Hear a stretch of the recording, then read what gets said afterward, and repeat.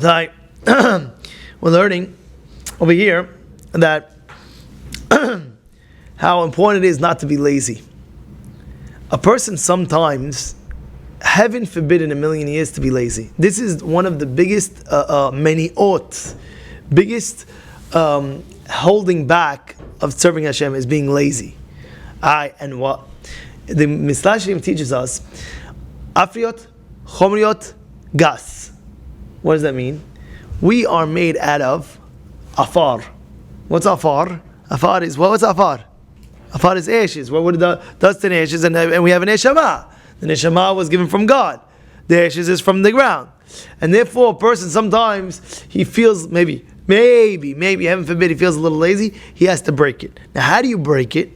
The way you break it is, even though you're not in the mood, you do it anyway. Let's see, for example, you don't want to do certain things. So it's brought down. The Mislashim says this: hachitzoniyut mortoreret et penimiyut, which means the outside reflects the inside. When you go, I'm going to do it, I don't care. When you move your body, all of a sudden the inside wakes up. Let's get on the mood.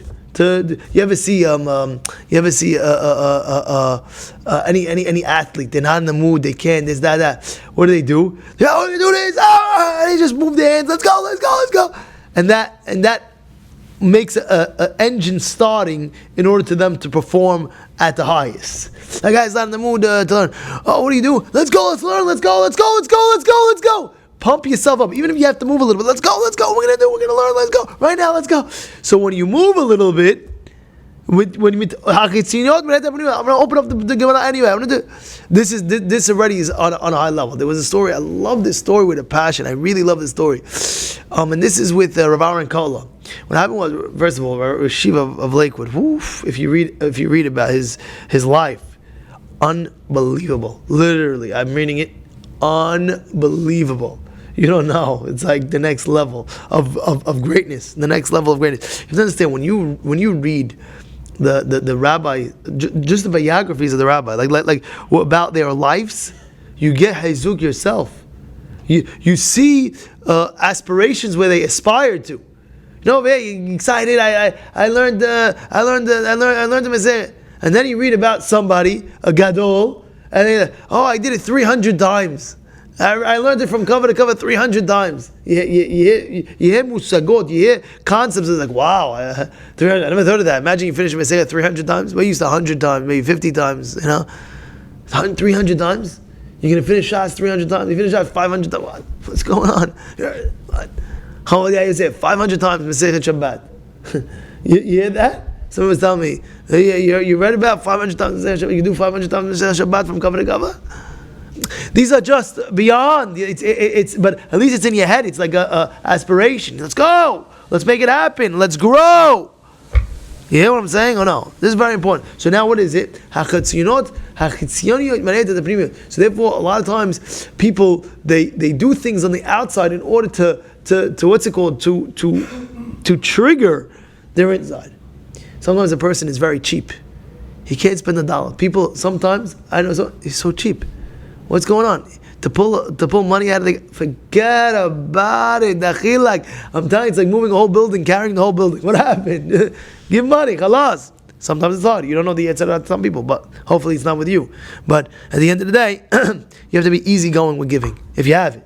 If you don't have it, but you have it, be easygoing. Okay, yalla, no problem. Here, take. But anyway, so now, your rabbi, guy's cheap. What are you going to do? That's very, very simple. Let him be mitored. Do it anyway. No, right now. Boom. All right, let's go. It's going to hurt the first time.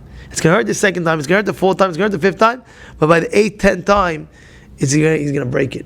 That's why there's a very famous question in halakha. What's the question? The question is, if you have, let's say you have $100. You give it to one person. Or you have, $5. How much $100 divided into? Oh, you have $10. How many tens do you have in 100? Huh? 10. You went to school or no? Very good. All right. So they told you good. The honors class? Alright. This is what they teach you in the honors class, yes. So you have 10 tens in the 100, yeah? So what happens? You have 10 tens in the 100. So now I give it to, let's say I'm in shul, and people are walking around to collect money. I can give it to 10 people, or I can give it to one person. What do I do? 10 people. I'm not going to tell you the answer, yes or no. I'm not going to tell you the answer. But I'm telling you, if a person has a problem of giving, if he has that problem of giving, so if he gives it one again and again and again and again, it builds his muscle of giving. Understand? Giving once, giving twice, giving 3 times, giving. Understand? It builds your muscle of giving, and that's why in life you have to grow. I'm going to just end off with this. I told you about the Rav Kala story, but listen. Whatever it was, there was one time Rav Kala, one guy came to him, one bachi, yeshiva bachi. I have no cheshik to learn. Sometimes it's not the easiest thing. Then you wake up, you little this that. I have no cheshik to learn. The rabbi said, "I'm jealous of you, jealous of me. Why jealous of me? I'm jealous of you. So I'm jealous of you. So why?" He says, "Because you, by me, I never had that experience of not having a desire to learn and learning anyway. I always had a desire to learn.